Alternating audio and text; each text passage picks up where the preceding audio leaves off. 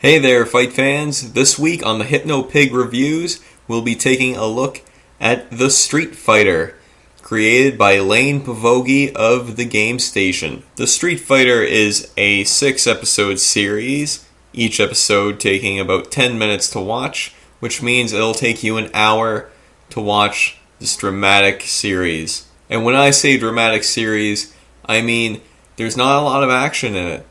For something called The Street Fighter, you would expect a lot of fighting, a lot of street brawls, but really, director Lane Pavogi and writer Aaron Umatani went for a much more serious, a much more emotional type story with The Street Fighter. The story surrounds a guy named Phil, who's going through a tough time in his life right now. He just lost his job, his wife divorced him, and his son thinks he's lame. Although I'm not sure how lame you can be when you're friends with Lisa Foyles. So what do you do? What does Phil do when you're faced with unemployment, being divorced, and just not looking cool in your son's eyes? What do you do then? Well, you do the next logical thing, and that is enter a Street Fighter tournament.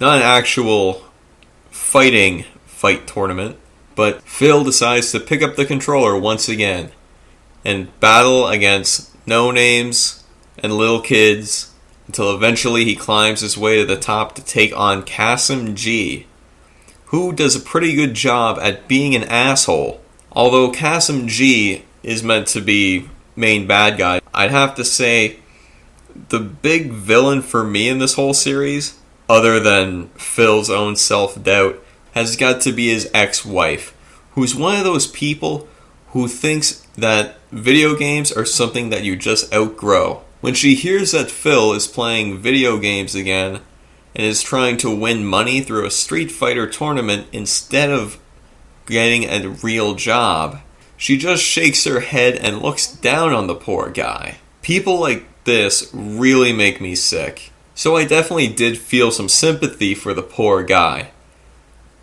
The series was well acted. Everyone really did a good job acting-wise on this. Phil did a really good job at making you feel sorry for him. His ex did a great job of making you hate her, because oh my god, she's so judgmental. Even the little kid, even Phil's son, did an expert job in my opinion. The acting was solid. The production, for what it was, you're not going to see effects. You're not going to see yoga fires or tiger kicks or anything like that unless it's on the game screen. So for what it was, the production values were very good. The bulk of the experience comes from the writing though. And even though I did feel for some of these characters, it came off sometimes as a little cliche. Even though the setting was different, I feel as though I've kind of seen this story before, and that kind of makes it relatable, but at the same time, it didn't wow me. It didn't bring me to tears like it did with some of the people in the comments said it brought them to tears. It didn't do that for me, but it did make me feel sympathy for the guy.